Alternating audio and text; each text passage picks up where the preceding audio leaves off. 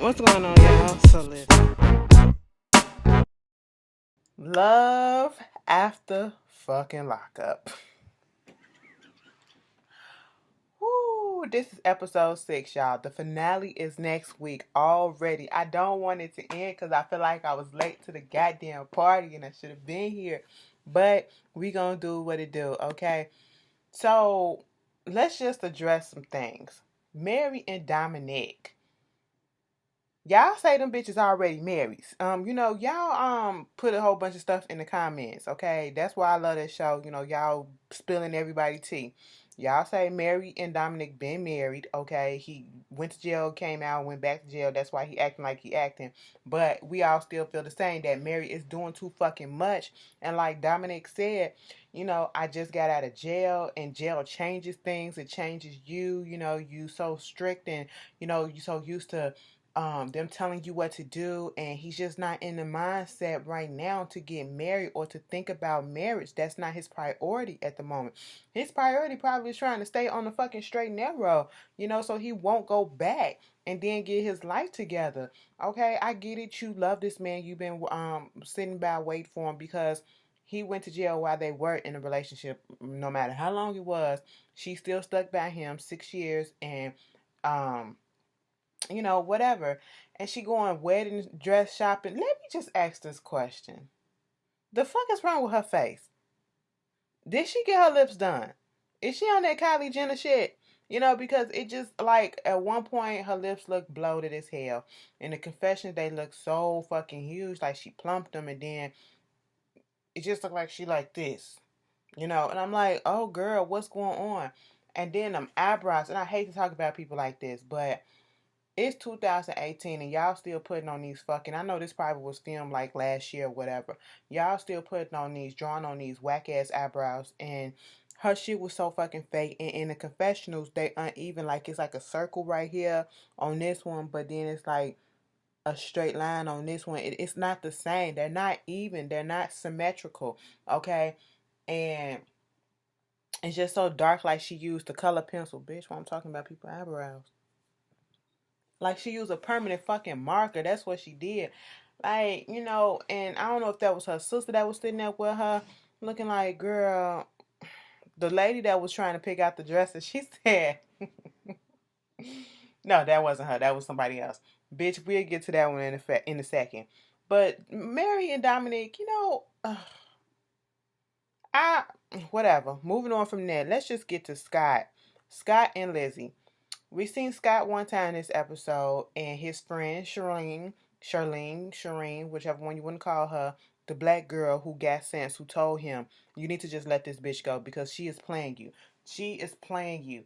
And on the one hand, I feel like she's being a real friend, trying to keep her friend from getting his heart broken even further, and to, stop the whole thing with him before he go into debt, before he go into financial ruin, trying to protect and help this lady out who obviously is basically sabotaging herself and sabotaging him, because I honestly feel like she don't want to get out.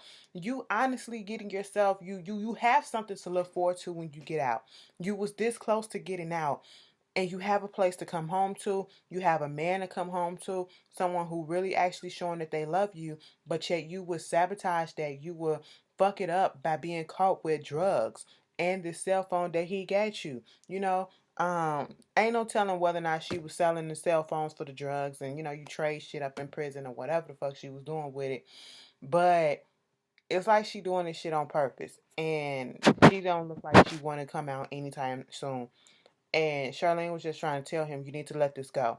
We need to have a talk. Because when she pulled up, he was so frustrated. He was cutting it. I said, well, damn. And them motherfucking tools was rusty as hell. And he was cutting them shit down. I said, oh, Charlene, step the fuck back, okay? Because when they sat down and they was on that step and they was talking and she was trying to give him that reel, and he was sitting there with them shears, and it was just hitting the floor. Like, bitch, if you say one more time, one more thing, these shit's gonna go into your fucking stomach, okay? That's what it was looking like. I said, girl, scoot over a little bit. I like her, though. I like her, and I feel as though, am I the only one? who feel as though Charlene probably got a little thing for Scott, and she's on a double mission. Like, she don't want to see her friend getting hurt like he is, and like she know it's going to happen. But also, she probably kind of secretly wished that, they was together. Like, he had these feelings for her. Maybe they dipped off in the past, and had a little thing and it just didn't work, and she probably still got some feelings. I feel like it's some more feelings on Charlene's side for Scott than just friendship. But you need a friend in your life like that that's going to tell you what it is. And then you got a female perspective at that, you know. So Scott let that bitch go. Talking about some, he had to go get another lawyer, or he looked into getting a lawyer to help out with this. And guess how much it cost? They're like $14,000. She was like, "What? $14,000 get the bitch a public defender?" Well, you know what they said about if you get a public defender, you ain't gonna get nothing and all this shit. Bitch, she ain't worth nothing at this point. She is putting you through the mud, and she just using you as a fucking trick, bruh. I'm sorry to say it. Charlene was like, you know what? You do what you gotta do, okay? I'ma fucking go, cause you not hearing it, and you so in love, and love will make you do crazy things, and that is exactly what they doing with Mr. Scott here. Moving on from him, we get to who else is in this episode. Let's just do James right quick. James, bruh, you are 35 years old. Alea is like, what, 26, 25, something like that. She's still in her 20s, her late 20s, whatever, 28, something like that. No, Mary's 28. Dominic is 30. He's 35. She 20 something. Either way, she's young. Okay? And you a grown ass man compared to her, and you should know better. Y'all say that motherfucker still married legally, technically, and he got 2 kids, and you are acting like this. Do she know about the kids? Did he ever mention that? Because this is fucked up. This whole situation is fucked up, and he is the one that's not trying to hear it either. His friend Chris is the one, the voice of reason in this whole situation. When he went over there to talk to him, he was like, she saying that she was sick or whatever. Well, bitch, what? You talking about some pregnancy? That's the one that you went to? Girl, please. Um, did you not think that she probably relapsed? I mean, given her history and given what she's done and what she went to jail for and all this shit, did you not think that she probably relapsed? And he was like, I ain't trying to hear that. James got so defensive and shit. It was like, so what if she do relapse? What you gonna do? Well, we ain't gonna be together. And he was like, well, can you just I guess he wanted Chris to just be there for him and just to support him. And I was Chris. Bitch, I'm not finna sugarcoat shit for you. Just because you my friend, just because I known you forever, I'm not about to sit here and lie and be on your side when I'm not here for, okay? I'm not going to change my opinion of it. And the fact of the matter is, you don't need to be with this girl, and you need to let her out. Let her go, okay? You need to get out, let her go. James ain't really trying to hear that. He spares off in his car. And, him and them confessions, boy, he did say if she relapsed or whatever, he found out that, she doing drugs. Um, he gonna have to let her go. Listen. James in the confessions, OMG. What is the issue? James' eyes are the issue. James, there is James, and then there are his eyes, okay? I don't get it. Like, I was trying to figure out what the hell is the issue? What's going on with him? And I'm looking, and it's like, you see, he just be, I don't know, it's just like they so fucking big. And then the brown parts of his eyes it's like, it don't look like the black little pupil in the middle of it, or surrounded by the brown.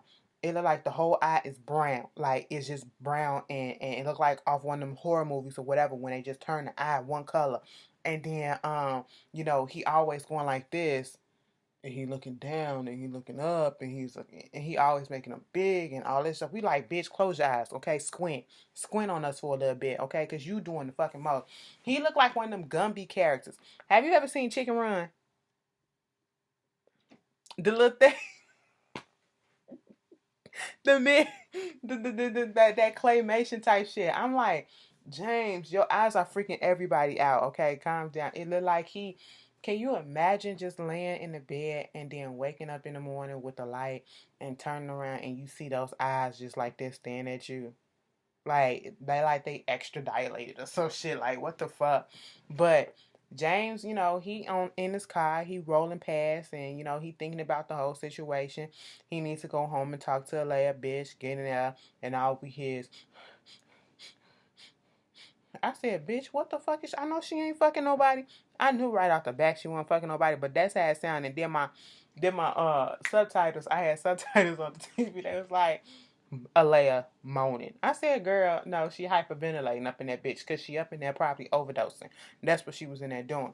She was like, James, open the door. And then he come up in the door. He come in the bathroom or wherever she was at. And he was like, you don't want to see. He come in and you see her on the floor, and she said she's sick.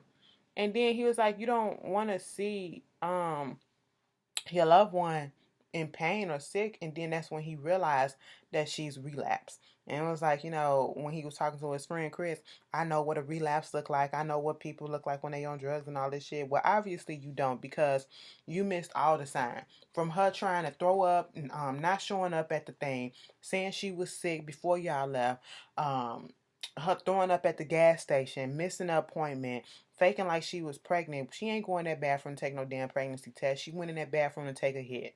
That's what it was, okay? And she by herself in that house all day, and you gone to work and doing whatever the fuck it is that you doing. She in there shooting up, okay? And I guess she goes to jail because we see her mugshot next week. It is what it is. I guess that's over and done with. So let's get to Johanna and Gary.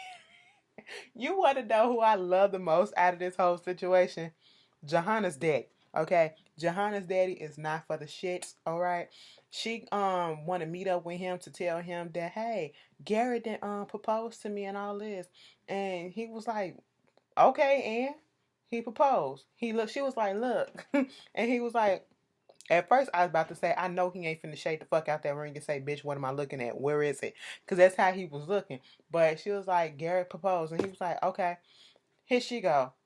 Well, you don't seem that excited for it. What you want me to do? You want me to be jumping up and for joy and all this shit when I feel like you moving too fast and I know that this shit ain't gonna last, like it ain't gonna go nowhere? Like, damn, the nigga just got out of jail. Let him breathe. This is classic you. You move too fast. You do shit too fast. I'm not finna be congratulating you and walking you down the aisle. Like, I'm gonna walk you down the aisle because you my daughter or whatever, but that don't mean that I'm gonna be here for the shit. I'm just doing it so you can shut your motherfucking mouth up. But at the end of the day, I'm not about to be walking you down the aisle every year and a half. I said, shit. Daddy threw that coffee down and I'm tired of it. She was like, well, damn, you're a little dramatic. And I said, that's exactly where you get it from, bitch. But in this case, it's needed because, you need some sense knocked into your ass. This whole shit with Gary, he was like, this ain't gonna last, and the nigga probably just doing it because you was pissed off and all this shit, and he don't trust it. He don't trust it. This is classic you. This is what you do all the time, and I'm just not gonna put my hopes and stuff all up into it and be like, hey, my baby's getting married when I know the shit ain't gonna fucking last. And then you realize she needs to go over there and talk to Garrett and see exactly why he proposed to her. And when they put the thing on the screen at this moment, he's only been out of jail for 6 weeks. So, first of fucking all, congratulations to you, Garrett, for doing all the shit that you done in 6 weeks. I mean, nigga, you done brought a goddamn car and a fucking ring. Can't you put rings and stuff like that on payment plans? You can put them on payment plans, right? Because we all in the comments last week was trying to figure out how the fuck did he get the ring or come up with the money to get the ring because he said he been saving tips. Now, baby, you ain't been working that long, okay? You only been out of jail for 6 weeks. I don't know how you got the money to get the car. Maybe it was something that you already had, so saved up or whatever before you went to jail or some shit like that. I do know that he said when he was talking to the the jeweler that when he said the price and he was in the confessions last week, he said, you know what? Even with the tips that I've been saving up and then the help from my mom, my dad and my grandma, it's not gonna be enough to get the ring. So did you get some more money somewhere else? Where you get this money from, boo? Okay, cause if they making money like that, what the fuck is happening? We TV y'all went out and spared some expenses and got him a little thing for him, but I'm just trying to figure it out just like everybody else. So all that happened, and she was like, literally came on this man job. Like, bitch, you could have waited till y'all came home. He came home and had this conversation. And he was actually working. It seemed like he was working. They go walk on the beach, and he was like, "What's up?" Because I'm on the clock, bitch. What's going on? Okay, so I just want to know, why did you really propose to me? At this moment in time, you would think Johanna would just take the shit and just shut the fuck up because that's what she wanted. You wanted a proposal. Now you want to know why, bitch. Okay, whatever. He lying and talking about something. There's many reasons why I proposed to you. I love you and all this shit. I said, okay, okay. But then on the next week's episode, is she gonna be saying, please don't make me do this, please don't let me do this, to Mary and Garrett? I don't think they gonna get married. They moving way too fucking fast. She wanna get married right now, and he is not in that mind frame, as we already said. Now, bitch, I say the best train wreck for fucking last.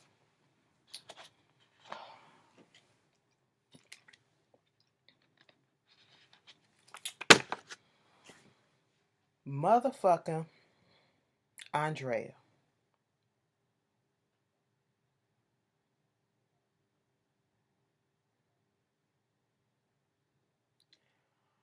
Andrea wants to go dress shopping. She take her friend. She take her kids.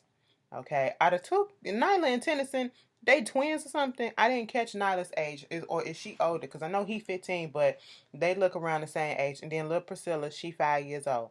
I'm going to get on. Ooh. Oh, she made me mad this whole time. And I'm not talking about little Priscilla. I'm talking about the situation with the little girl. But they go dress shopping, wedding dress shopping, all this stuff. They was looking for the dresses. The lady that was helping them, okay, they go to a shop that is custom to what's this?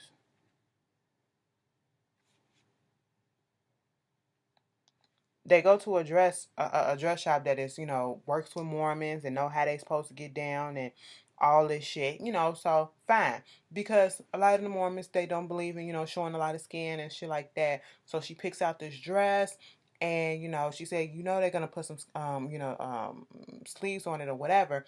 And so they put the veil on, but before that, the lady asks, so what's the story with your fiance? Like, how did you come about and all this stuff? Well, he was in prison for over 15 years, and I was a pen pal for him, and then we've been dating for like 6 years and all that stuff, so we're gonna get married in like a month or so.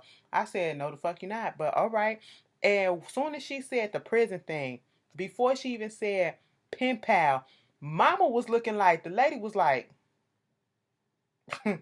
bitch, what? Come again? And so she was like, her getting together with her story with her fiance, it took me a little back. I wasn't expecting that. No one is expecting that. And see, why y'all out here just telling y'all business like this? Y'all ain't gotta tell y'all business. Just say, we met and we fell in love and that's it. Okay, they want people to ask questions and be all up in their shit.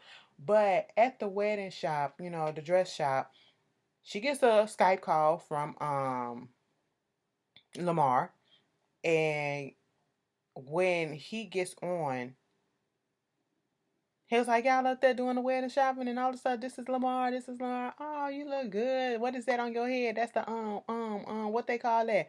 She was like, the veil. Yeah, yeah, you look nice and all that shit. But, can I, talk to you in private? So this is what he want to tell her. Break the news that, hey, I ain't gonna be able to come out there to Utah to see the kids this weekend because of the parole shit.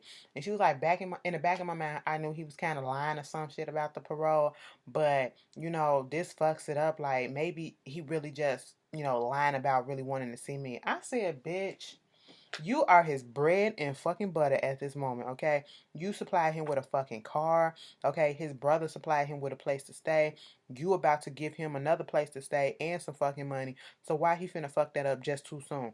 No, he was lying about the fucking parole. Just because, granted, how long was he supposed to be up in jail? All you needed to do was calculate that, because if he ain't served the whole damn time, of course he was gonna be on parole. He didn't get out just being scot free. Okay, he still had to serve the rest of part of that little parole.